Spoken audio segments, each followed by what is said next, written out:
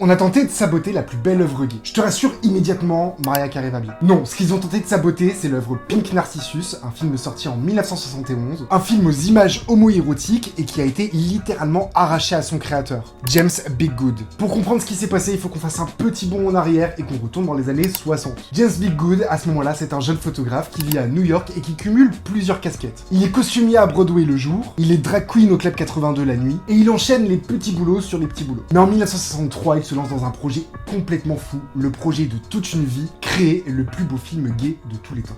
Et pour lui, c'est plutôt simple parce qu'il la visualise très bien, cette œuvre parfaite. Elle serait comme un trip visuel, érotique et baroque, entièrement tourné en Super 8. Et surtout, entièrement fait à la main. Décor en carton, éclairage DIY, costume cousu main, maquillage, direction d'acteur, tout passe par James et est fait par James. Du coup, faire tout seul, ça prend du temps et ça va lui prendre 7 ans. Mais c'est aussi 7 ans où les investisseurs de James Biggood ont pété un câble.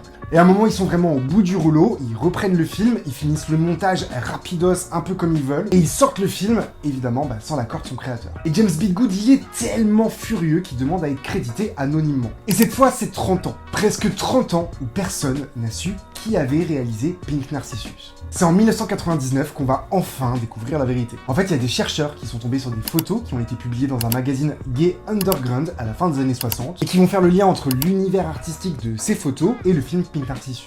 Du coup, ils vont remonter jusqu'à James Biggood et ils vont réussir à le retrouver alors que celui-ci s'était complètement retiré du circuit. Et comme une bonne nouvelle n'arrive jamais seule, en 2025, Pink Narcissus a le droit à une ressortie au cinéma. Et ce, dans une copie restaurée 4K grâce à Altered Innocence. L'occasion parfaite de découvrir ou de redécouvrir cette œuvre en espérant vraiment que la copie passe dans les cinémas français. Si t'as déjà vu Pink Narcissus, n'hésite surtout pas à me dire ce que t'en as pensé dans les commentaires. Et entre-temps, n'hésite surtout pas à me chercher sur les réseaux, mon nom c'est Very Nasty Stories partout. Je parle de culture queer dans le cinéma d'exploitation. À très